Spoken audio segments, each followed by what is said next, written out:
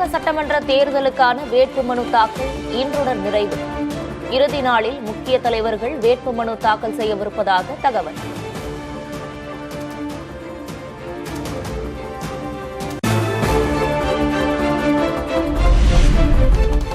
சட்டமன்ற தேர்தல் நடக்கும் 5 மாநிலங்களில் இதுவரை 650 கோடி ரூபாய் பணம், பரிசு பொருட்கள் பறிமுதல்.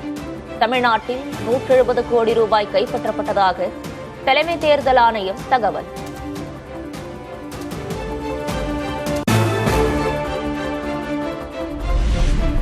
அரசியல் கட்சிகளின் தேர்தல் பரப்புரையால் சூடு பிடிக்கும் தமிழகம். டீ போட்டு கொடுத்தும் பூ கட்டியும் வாக்கு சேகரிப்பில் ஈடுபட்ட வேட்பாளர்கள்.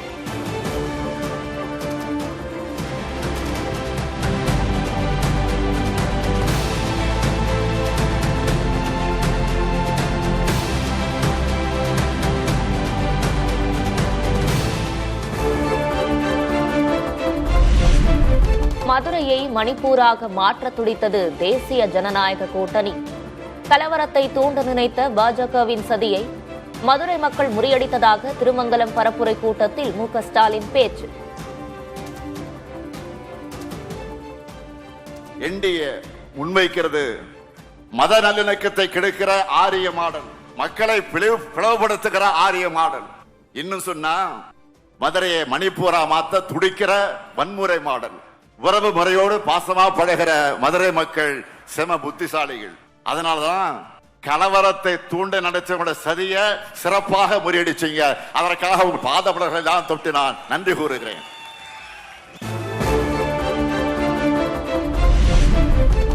கடன் சுமை குறித்து புரிதலின்றி பேசுகிறார் பியூஷ் கோயல். பாஜக ஆளும் மாநிலங்களுக்கும் தமிழ்நாட்டுக்குமான நிதி வேறுபாட்டை கூற தயாரா என மு.க. ஸ்டாலின் சவால். மாண்புமிகு ஒன்றிய அமைச்சர் திரு கோயல் அவர்களே, உத்தரப்பிரதேசம், மத்திய பிரதேசம், பீகார், ராஜஸ்தான் போன்ற நீங்க ஆட்சி செய்யக்கூடிய மாநிலங்களுக்கு எவ்வளவு நிதியை கொடுத்திருக்கீங்க என்பதையும் சேர்த்து சொல்லுங்க. இன்று உங்களுக்கு ஒரு சேலஞ்ச் பண்றேன்.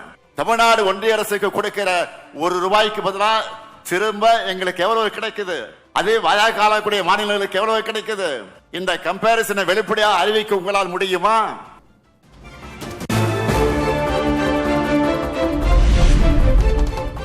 தமிழ்நாடு திவாலாக போகிறது என பியூஷ் கோயல் பேசியது டூ மச். தமிழ்நாட்டில் தேசிய ஜனநாயக கூட்டணிதான் திவாலாக போகிறது என ஸ்டாலின் கடும் சாடல். திவால் ஆகிடும் ஒன்றிய அமைச்சர் பியூஷ் கோயல் சொன்னது ரொம்ப டூ மச். பார்த்துக்கிட்டே இருங்க, என்டிஏ தான் தமிழ்நாட்டில் திவாலாக போகுது.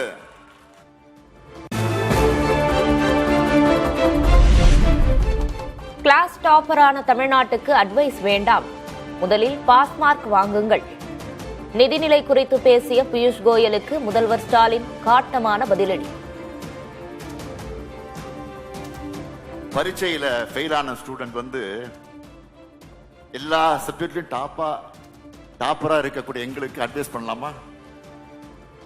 முதல்ல நீங்க பாஸ் மார்க் அச்சு வாங்கிட்டு அப்புறமா தமிழ்நாட்டு கதையை பேசுங்க.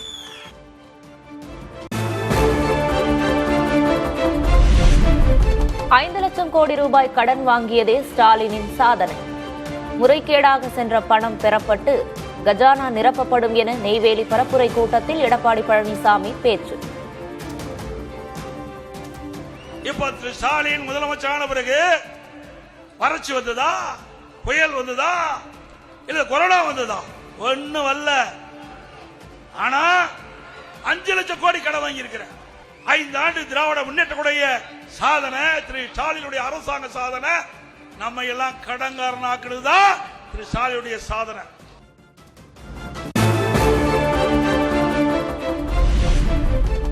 கச்சத்தீவு, முல்லை பெரியாறு, மீத்தேன், நீட் என தமிழ்நாட்டுக்கு துரோகம் செய்தது திமுக அரசுதான். துரோகத்துக்கு இலக்கணமே ஸ்டாலினும் கருணாநிதியும் தான் என எடப்பாடி பழனிசாமி சாடல்.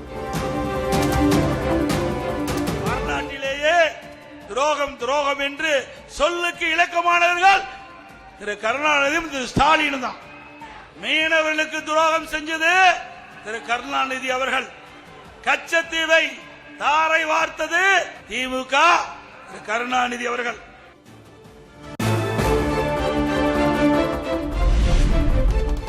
2024 ராஜ்யசபா சீட் தருவதாக கூறி ஏமாற்றியவர் எடப்பாடி கே பழனிசாமி என பிரேமலதா விஜயகாந்த் குற்றச்சாட்டு. சீட் ஒதுக்கீடு ஒப்பந்தத்தை முதல் முறையாக செய்தியாளர்களிடம் காண்பித்து கேள்வி. 5 எம்பியும் ஒரு ராஜ்யசபாவும் தரப்படும் என்பதை அவர் ஒரு சைடும் நான் ஒரு சைடும் கையெழுத்து போட்டிருக்கோம். எந்த வருஷம் போட்டிருக்கோம்? மேல பாருங்க, 24 போட்டிருக்காரு. அப்ப 25 அவர் கொடுத்திருக்கணும்.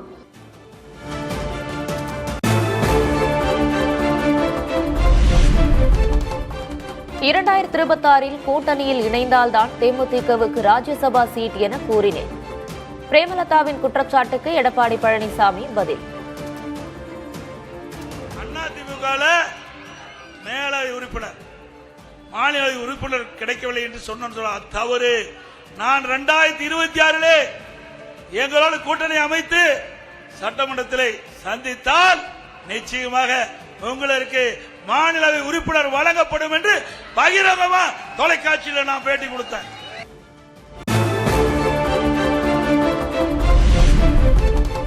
புதுக்கோட்டை மாவட்டம் ஆலங்குடி தொகுதியில் அமைச்சர் மெய்யநாதனை ஆதரித்து உதயநிதி ஸ்டாலின் பரப்புரை. அதிமுக என்னும் போர்வையை போர்த்திக் கொண்டு பாஜக தமிழ்நாட்டிற்குள் நுழைய பார்ப்பதாக விமர்சனம்.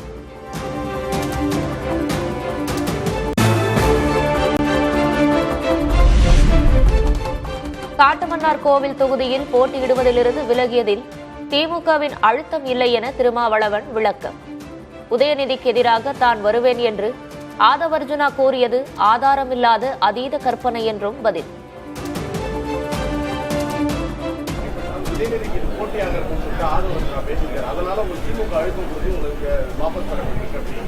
இது அதீதமான கற்பனை, ஆதாரமில்லாத கற்பனை, பொருத்தமில்லாத கற்பனை, மொட்டை தலைக்கும் முழங்காலுக்கும் முடிச்சு போடுகிற கற்பனை.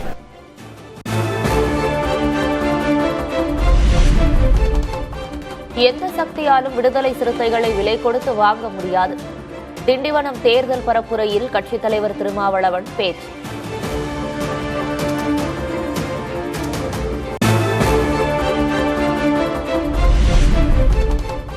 ராணிப்பேட்டை தொகுதியில் வினோத் காந்திக்கு பதில் அவரது தந்தையும் அமைச்சருமான காந்தியே போட்டி என தகவல். மகனை வேட்பாளராக அறிவித்ததால் அதிருப்தியில் இருந்த நிலையில் திமுக தலைமை முடிவு.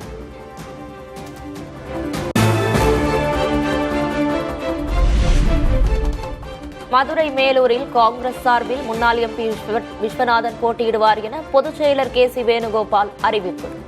ஏற்கனவே 27 தொகுதிகளுக்கு வேட்பாளர்கள் அறிவிக்கப்பட்ட நிலையில் மேலூருக்கும் அறிவிப்பு.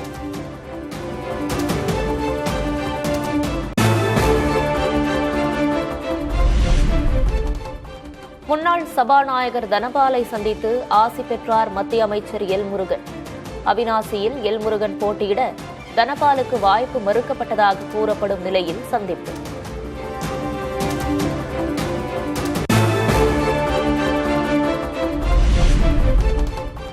திமுகவுடன் தவிக தலைவர் விஜய் மறைமுக கூட்டணி. திமுகவுக்கு எதிரான வாக்குகளை பிரிக்கவே விஜய் தேர்தல் களம் காண்பதாக பாஜக தேர்தல் பொறுப்பாளர் பியூஷ் கோயல் குற்றச்சாட்டு.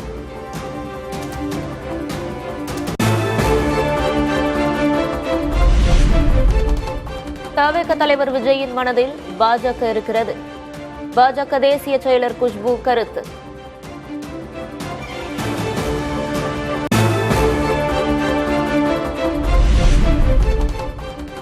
சென்னை வில்லிவாக்கம் டி நகரில் இன்று நடைபெற இருந்த தவிக தலைவர் விஜயின் பிரச்சாரம் ரத்து என தகவல். காவல்துறை விதித்த நேர கட்டுப்பாடுகள் காரணம்.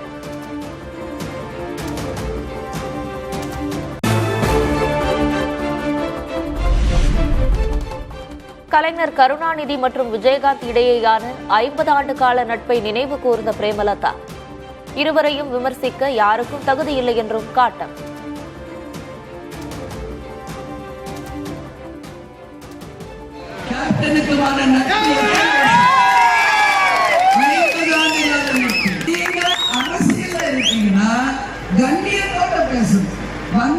இந்த தொகுதி மக்களுக்கு என்ன செய்வீங்கன்னு சொல்லி அதை விட்டுட்டு இன்னைக்கு தெய்வமாக இருப்பவர்களை பற்றி பேச யாருக்குமே இங்க அருகதையே கிடையாது.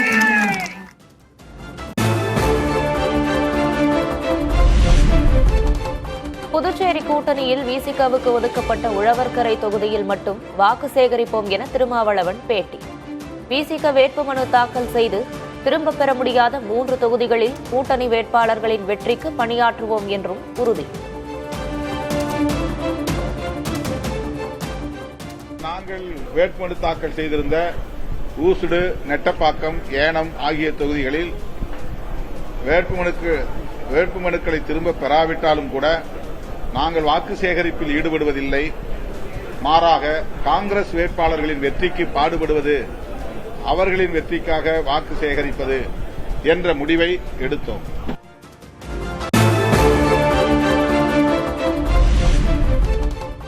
ஆட்சியாளர்கள் என்ன கர்ணனின் பரம்பரையா என நாம் தமிழர் கட்சி தலைமை ஒருங்கிணைப்பாளர் சீமான் கேள்வி. யாருடைய காசை எடுத்து 2000 ரூபாய் மகளிர் உரிமை தொகை தருவதாக சொல்கிறீர்கள் என்றும் கேள்வி.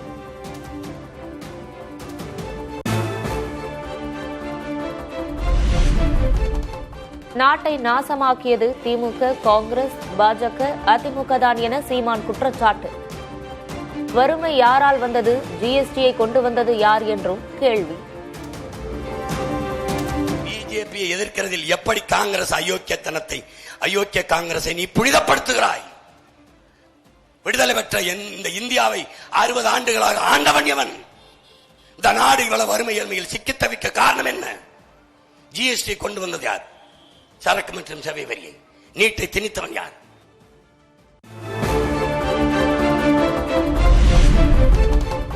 புதுச்சேரியில் அமித்ஷா மற்றும் ராகுல் காந்தி இன்று ஒரே நாளில் தேர்தல் பரப்புரை. தமிழக நிர்வாகிகளுடன் இருவரும் ஆலோசனை மேற்கொள்ளவிருப்பதாகவும் தகவல்.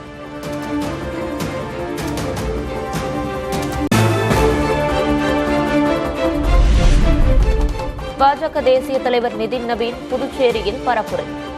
சாலைவலம் சென்ற நவீனுக்கு தொண்டர்கள் உற்சாக வரவேற்பு.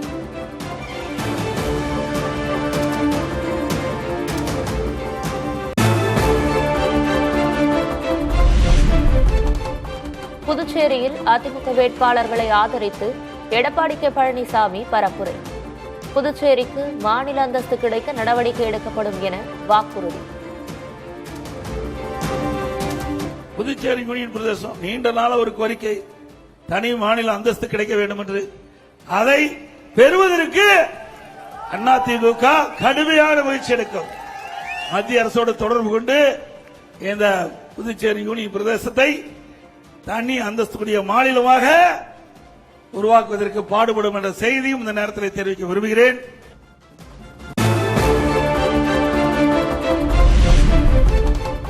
புதுச்சேரியிலும் திமுக காங்கிரஸ் கூட்டணியில் குழப்பம் உள்ளதாக எடப்பாடி பழனிசாமி பேச்சு. கூட்டணி கட்சிகளுக்கு திமுக நாமம் போட்டுவிட்டதாகவும் விமர்சனம். திமுக தலைமையில் ஒரு கூட்டணி, அதுல காங்கிரஸ், கம்யூனிஸ்ட் கட்சி, விடுதலை கட்சி, முஸ்லீமுக்கெல்லாம் இருக்குது. இங்க அங்க ஒத்த கொள்கையுடைய கட்சின்னு சொல்றாங்க. இங்க வந்தா அந்த கூட்டணி கட்சிக்கு வெப்ப நாம் போட்டார்.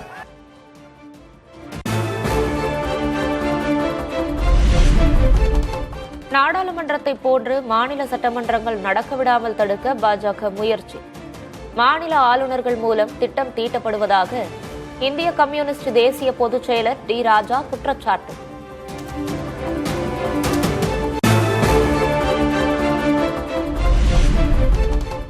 தமிழகத்தின் பல்வேறு பகுதிகளில் கோடை மழை. வெப்பம் தணிந்து குளிர்ச்சியான சூழல் நிலவியதால் மக்கள் மகிழ்ச்சி.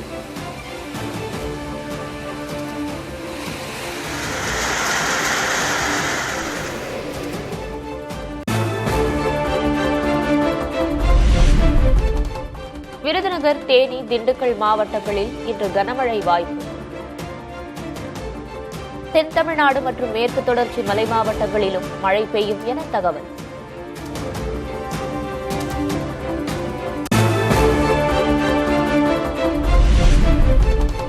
வட தமிழ்நாட்டில் வெப்பநிலை இயல்பை விட அதிகம் பதிவாகும் என வானிலை ஆய்வு மையம் அறிவிப்பு.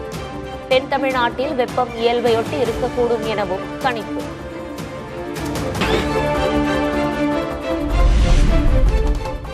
குற்றாலம் திருக்குற்றாலநாதர் கோயிலில் சித்திரை திருவிழா கொடியேற்றத்துடன் தொடக்கம்.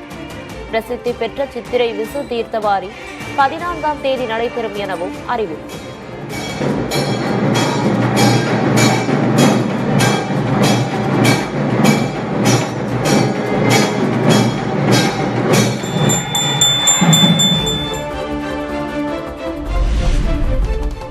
நாகை மாவட்டம் வேதாரண்யத்தில் உப்பு உற்பத்தி மும்முரம். மழையால் உற்பத்தி பாதிக்கப்பட்ட நிலையில் நடப்பாண்டுக்கான இலக்கை அடைய தீவிரம்.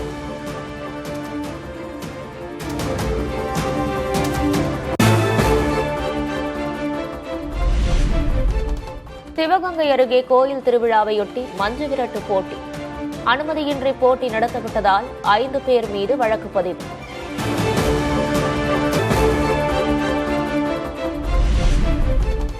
ஐந்து கிலோ எடையிலான சமையல் எரிவாயு சிலிண்டர்களை பெறுவதற்கு இருப்பிட ஆவணம் அவசியமில்லை.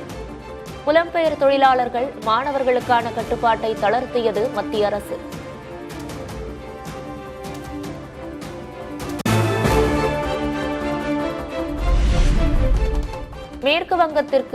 மேற்கு வங்கத்தில் சட்டம் ஒழுங்கிற்கு திரிணாமுல் காங்கிரஸ் அரசு இறுதி சடங்கு செய்வதாக பிரதமர் மோடி விமர்சனம். பாஜக வெற்றி பெறுவதன் மூலம் மாநிலத்தில் புதிய நம்பிக்கை பிறக்கும் எனவும் பேச்சு.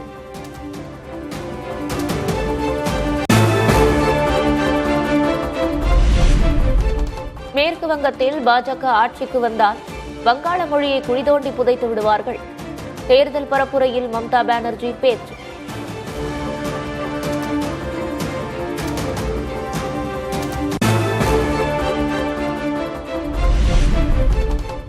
கேரளத்தை மாறி மாறி ஆட்சி செய்த இடதுசாரிகள் மற்றும் காங்கிரசார் மக்களுக்கு ஒன்றும் செய்யவில்லை. ஊழலற்ற ஆட்சியை பாஜகவால் மட்டுமே கொடுக்க முடியும் என உள்துறை அமைச்சர் அமித் ஷா பேச்சு.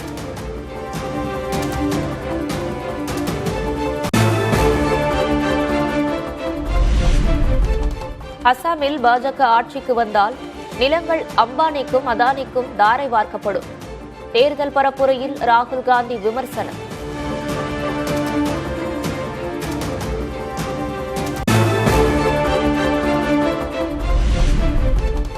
உலகளவில் நடந்து வரும் மோதல்களை முடிவுக்கு கொண்டு வர வேண்டும். ஈஸ்டர் தின பிரார்த்தனையில் உலக தலைவர்களுக்கு போப் லியோ வலியுறுத்தல்.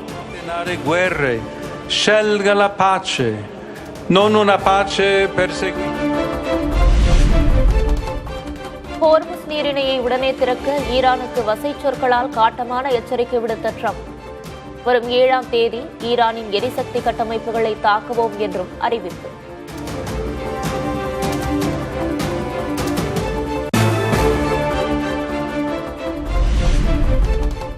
விமானியை தேடும் பணியில் ஈடுபட்டிருந்த ஒரு அமெரிக்க விமானம் மற்றும் 2 ஹெலிகாப்டர்களை சுட்டு வீழ்த்தினோம். ஈரான் புரட்சிப்படை அதிரடி அறிவிப்பு.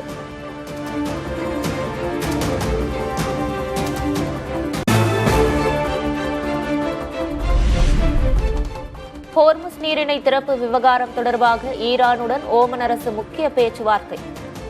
கப்பல் போக்குவரத்தை இரு நாடுகள் கூட்டாக நிர்வகிப்பது குறித்து விவாதம் என தகவல்.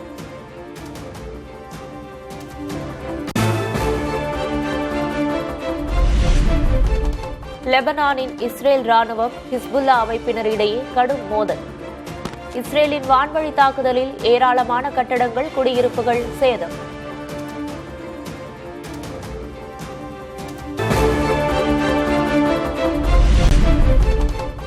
அமெரிக்க FBI இயக்குநர் பதவியிலிருந்து காஷ் பட்டேல் விலகுவதாக தகவல்.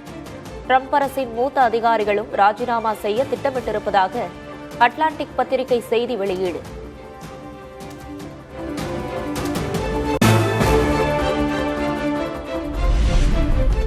லிபிய கடற்கரையில் 100க்கும் மேற்பட்ட அகதிகளுடன் சென்ற படகு கவிழ்ந்து விபத்து. ஈஸ்டர் வார இறுதியில் நடந்த துயரச் சம்பவத்தில் 70க்கும் மேற்பட்டோர் மாயம், 2 உயிரிழப்பு.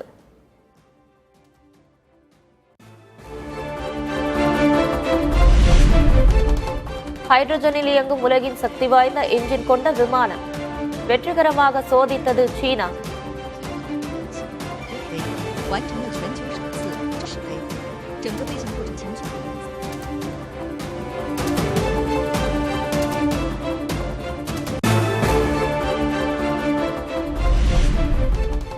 கம்போடியா நாட்டில் காளைகள் ஓட்ட பந்தயம். புத்தாண்டையொட்டி நடைபெற்ற பந்தயத்தில் 100கணக்கான வண்டிகள் பங்கேற்பு.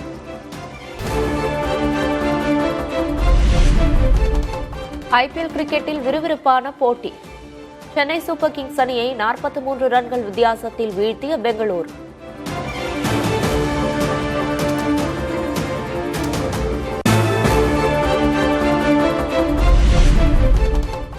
ஐபிஎல் கிரிக்கெட் தொடரில் முதல் வெற்றியை பதிவு செய்த லக்னோ அணி.